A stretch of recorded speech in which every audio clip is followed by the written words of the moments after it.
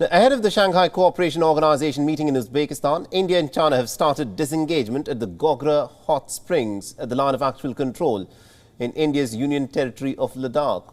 In a joint statement, India and China have said that their troops have begun the process of disengaging at the patrolling point 15 in the Gogra-Hot Springs region. The disengagement process in this area started at about 8:30 a.m. on the 8th of September, and it is set to be completed by the 12th of September. India's National Security Advisor Ajit Doval is overseeing the process along with the top brass of the armed forces.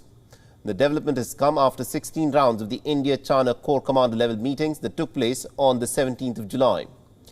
India's External Affairs Ministry spokesperson Arindam Bagchi stated that it has been agreed that all temporary structures and other allied infrastructure created in the area by both sides will be dismantled and will be mutually verified. The landforms in the area will be restored to their pre-standoff period by both sides. The agreement ensures that the line of actual control in this area will be strictly observed and respected by both sides, and that there will be no unilateral change in the status quo. The disengagement at the Pangong Lake area had taken place in February 2021, while the withdrawal of troops and equipment in the patrolling point 17A in Gogra had taken place in August 2021. For the first time since the Galwan incident in 2020, the Indian Prime Minister and also the Chinese President Xi Jinping will come together at the SCO summit in Uzbekistan's Samarkand. However, there is no confirmation whether the two leaders will meet and will shake hands on the sidelines of the summit. What ground is the mount of the goddess, the standing lion? And also to give us more updates on this, we're being joined in by WION's Siddhant Sibil, who's joining us live on this broadcast from New Delhi. Now, Siddhant, this is an important update that has come in that the two sides have now started the process of disengagement at the Gogra-Hot Springs area in Ladakh. Well, yes, Mohammed, this is a significant development. There was an announcement on Thursday in a joint statement by India and China that the disengagement process has started on 8th after the talks which happened in the month of July. Now, what is interesting to note is the timing of the announcement. The announcement of the disengagement was done on 8th, and the summit, the Samarkand Shanghai Cooperation Organization summit, takes place on 15th, exactly 1 week before. Is it an indication that the leaders of India and China are going to meet at the summit in Uzbekistan? So far, as you pointed out, there is no confirmation. But yes, both the leaders, the Indian Prime Minister and the Chinese President, will be under same roof after a long time.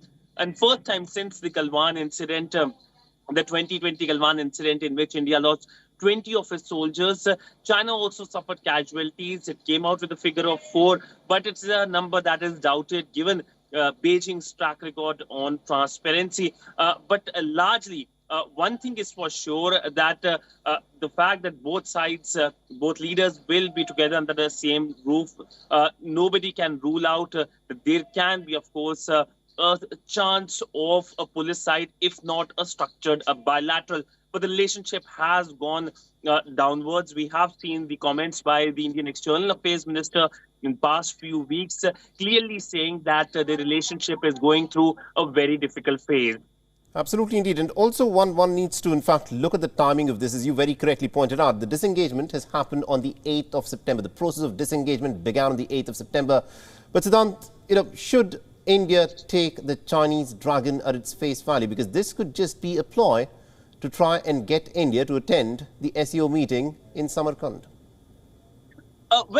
Two things. First, of course, the fact that India is going to participate at the SCO summit is part of its multilateral commitments, and India is going to participate in the summit, whether there is a meeting happening with the Chinese or not. In fact, one of the key outcomes of the summit is the handing over of the presidency from Uzbekistan to India of the SCO. That means at the end of next week, India will be the chair of the SCO and will be hosting the summit next year here in India. That means the Chinese, the Pakistani and the Russian leaders will be here in India, whosoever the leader may be, especially in Pakistan. But of course, we can expect Xi Jinping in India. The second, of course, is will or should India fall into perhaps the Chinese trap, to use the word well, there is a deja vu when it comes to this, because exactly similar thing happened in 2017 when Doklam disengagement was announced a week before the Chinese BRICS summit. And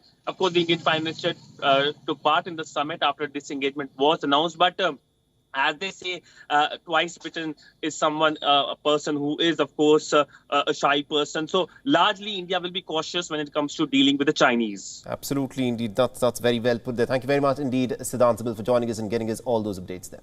WION is now available in your country. Download the app now and get all the news on the move.